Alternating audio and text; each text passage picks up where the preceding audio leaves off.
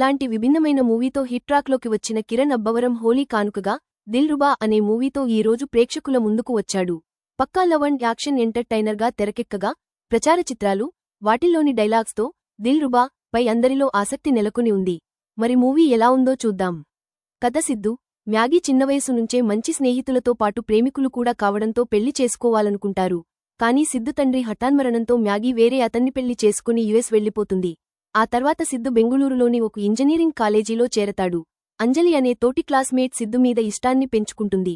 తన జీవితంలో ప్రేమ అనేది లేదని మొదట్లో చెప్పిన సిద్ధు ఆ తర్వాత అంజలిని ప్రాణానికి ప్రాణంగా ప్రేమిస్తాడు. ఈ విషయానికి ప్రెగ్నెంట్తో ఉన్న మ్యాగీకి చెప్తాడు. అంజలి, సిద్ధు మధ్య మనస్పర్ధలు రావడంతో బ్రేకప్ అవుతారు. దీంతో మ్యాగీ బెంగుళూరు వచ్చి అంజలి, సిద్ధుని కలపాలని చూస్తుంది. ప్రాణానికి ప్రాణంగా ప్రేమించుకున్న అంజలి, సిద్ధు ఎందుకు విడిపోయారు? మ్యాగీ ఎందుకు ఆ ఇద్దర్ని కలపాలని చూస్తుంది? అసలు ప్రెగ్నెంట్గా ఉన్నా కూడా యుఎస్ నుంచి సిద్ధు లైఫ్ కోసం వచ్చిన మ్యాగీ మరి సిద్ధుని ఎందుకు వదిలేసింది? సిద్ధు ఎవరు? అతని కుటుంబ నేపథ్యం ఏంటి? డ్రగ్ డీలర్ జోకర్కి ఈ కథకి సంబంధం ఏంటి? సిద్ధు, అంజలి కలిసారా లేదా అనేదే ఈ కథ. దిల్ రుబా చూస్తున్నంతసేపు పవన్ కళ్యాణ్, త్రివిక్రమ్లా జల్సా గుర్తుకొస్తుంటుంది. ఏది ఏమైనా దిల్ రుబా అంతగా తీసి పారేయాల్సిన మూవీ అయితే కాదు. హీరోతో పాటు హీరోయిన్స్కి కూడా ఇంపార్టెన్స్ ఉంది. ఈ మధ్య కాలంలో వచ్చిన చాలా సినిమాల తర్వాత ఇందులోని డైలాగ్స్ చాలా బాగున్నాయి. ట్రైలర్లోనే డైలాగ్స్ ఎలా ఉండబోతున్నాయో తెలిసింది.